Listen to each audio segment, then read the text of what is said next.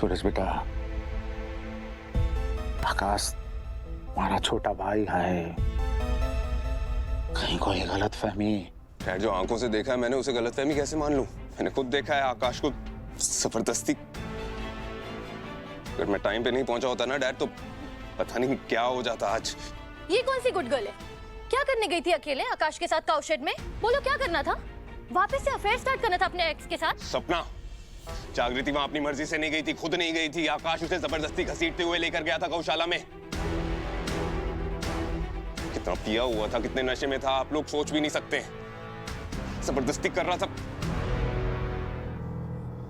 और जागृति अपनी पूरी स्ट्रेंथ, अपनी पूरी ताकत के साथ लड़ रही थी उससे, मेंटली, इमोशनली, फिजिकली। उस आदमी को रोक रही थी जो अपने आप को थोप रहा था इस पर। Do you understand?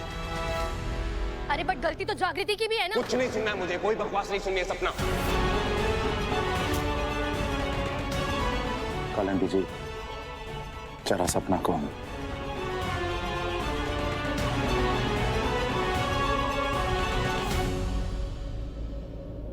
जब उसे कुछ नहीं पता तो वो तुम्हें क्या बताएगा? और रही बात हमारे मुलाकात की, तो इस होली में तुमसे मिलने आ रहा हूं। इस होलिका में मैं तुम्हारा मान, सम्मान, राजनीति, गुरूर सब कुछ जलाकर राख कर दूंगा। और खुद तुम्हें बताऊंगा कि जिस जागृति को तुमने अपनी बहू बनाया है, वो कोई और नहीं बल्कि मोक्षगढ़ की चित्ता जागृति है।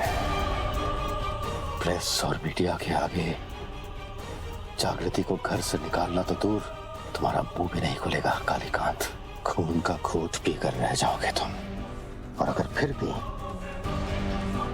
तुमने जागृति को घर से निकालने का सोचा भी, तो फिर ये बाप अपनी बेटी को उसके बचपन की सारी सच्चाई बता देगा। फिर कालीकांत वो भी तुम्हारी दुश्मन बन जाएगी।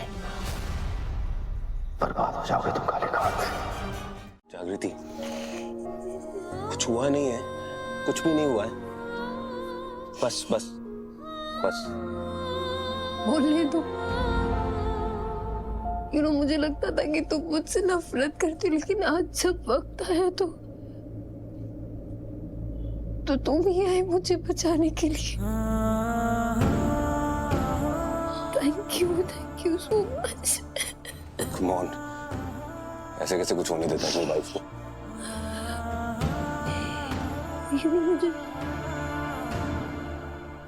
मुझे लगा जैसे वो आकाश है ही नहीं जिससे मैं पागलों की तरह प्यार करती थी। घिना रही है मुझे उससे। उसने सोचा भी कैसे मेरे साथ ऐसा कुछ करने के भी बारे में। मेरी नफरत के भी लायक नहीं है वो। मेरे लिए आज के बाद आकाश एग्जिस्ट ही नहीं करता। एग्जिस्ट ही नहीं करता वो। 1000 प्रॉब्लम्स हैं मुझे आकाश से, लेकिन मैंने कभी सपने में भी नहीं सोचा था कि आकाश ऐसा कुछ कर सकता है।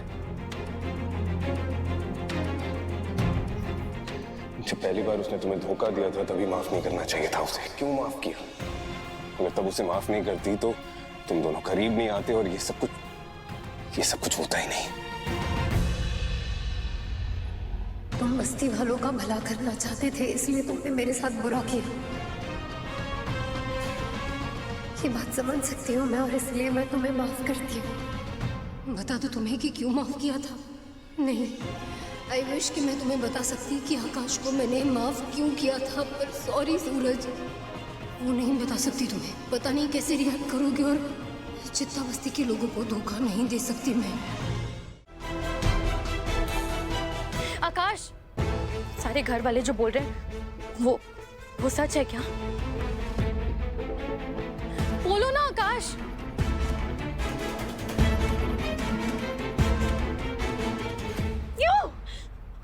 My God! I cannot breathe. I need air.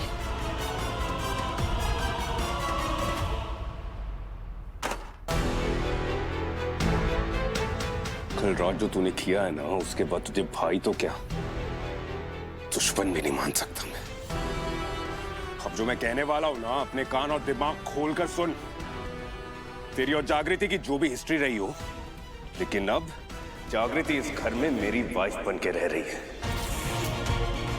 अब उसके साथ ऐसा कुछ करने के बारे में सोचा भी ना तूने आकाश, तो मैं ये भूल जाऊंगा कि तेरा और मेरा एक मजबूरी का रिश्ता है। मुझसे बुरा कोई नहीं होगा। I'm really sorry। पता नहीं मुझे क्या हो गया था। शायद मैंने कल ज्यादा पी ली थी, जागृति से गुस्सा भी था, सब एक साथ मिक्स हो गया। पता नहीं मेरे अंदर अचानक से इतना एग्रेशन कहां से आ गया, खुद पे कंट्रोल ही नहीं रहा मेरा। और पता नहीं मैंने क्या कर दिया। वरना तू जानता है, मैं होश में ऐसी हरकत करने के बारे में सोच भी नहीं सकता। गुस्सा सिर्फ तेरे अंदर है, गुस्सा हम चारों के अंदर भरा पड़ा है। हम चारों ही किस्मत के मारे हैं, लेकिन जो तूने किया है ना, उसे लिमिट क्रॉस करना कहते हैं। तू कुछ भी कह ले, इसके लिए माफी नहीं मिल सकती है। अपनी किस्मत को थैंक यू बोल कि जागृति पुलिस के पास नहीं गई, वरना तू